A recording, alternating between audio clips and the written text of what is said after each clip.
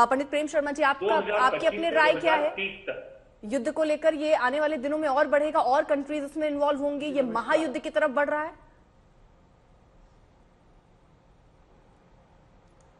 देखो, जो सितारे हैं ना, कहते हैं कि जब एक ही 15 दिन के अंदर 2 ग्रहण फॉल करते हैं, जैसे 14 अक्टूबर को ग्रहण सूर्य ग्रहण आया, अभी उसके बाद 28 29 की रात को चंद्र ग्रहण आ गया, तो 15 दिन का गैप।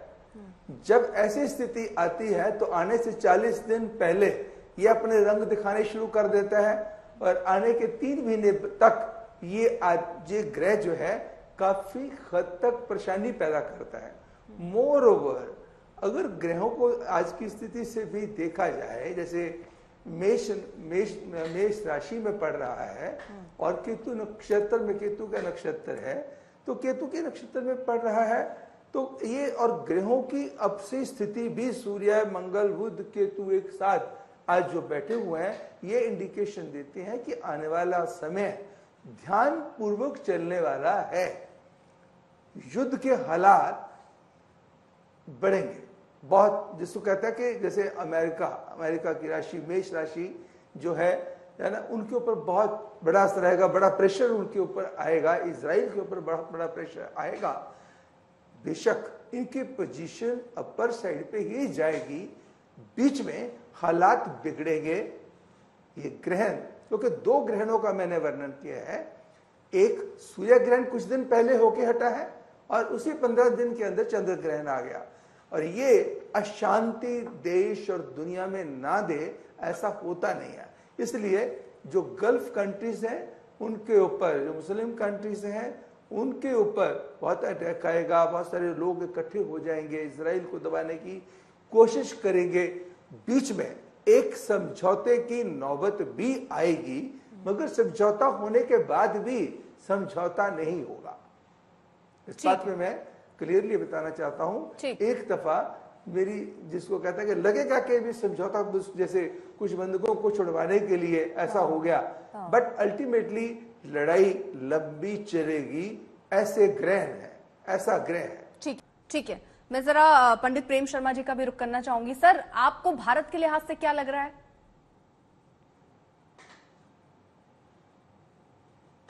देखिए, ये जो ग्रहण, अगर हम युद्ध की बात करते हैं तो युद्ध इसने अस्त्र अपना दिखाई दिया, सूर्य चंद्र दोनों ने 15 दिन के अंदर, ये जब जब भी ऐसा होगा ऐसा ही होगा।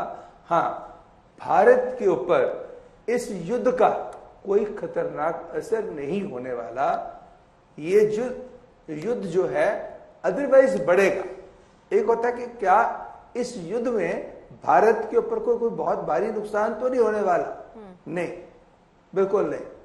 क्या ये युद्ध अदरवाइज बढ़ सकता है? जी, बढ़ सकता है। कैसे बढ़ सकता है? क्योंकि केतु जो है, केतु के ही, जो केतु चित्रा के नक्षत्र में है, और केतु जो राहु जो है, जो चंद्रमा जो है वो मेष राशि में बैठा हुआ है, मंगल केतु एक साथ बैठे हुए सूर्य बुध के साथ, ये स्थिति को और ज्यादा खराब करेंगे, बर्बरता बढ़ेगी, अशांति बढ़ेगी।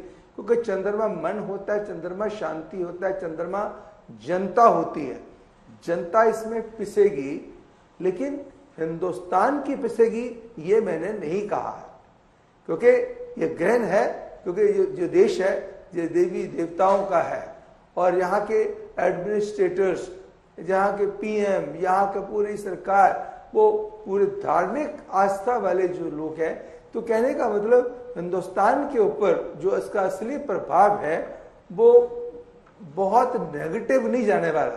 क्योंकि हालांकि गुरु चंद्र का कॉम्बिनेशन बढ़िया, मगर क्योंकि राहु बैठा है, अशांति, चाहे वो हिंदुस्तान के अंदर अपोजिशन के कारण हो या किसी अन्य कारण से हो, किसी नेता की हेल्थ बहुत बुरी तरह से बिगड़ जाए, किसी देश का कोई बहुत बड़ा नेता इन आने वाले 3 महीनों में किसी की हेल्थ के ऊपर बहुत भारी कष्ट आ जाए, किसी अभिनेता पे बहुत भारी कष्ट आ जाए, किसी की बुरी खबर सुनने को मिल जाए।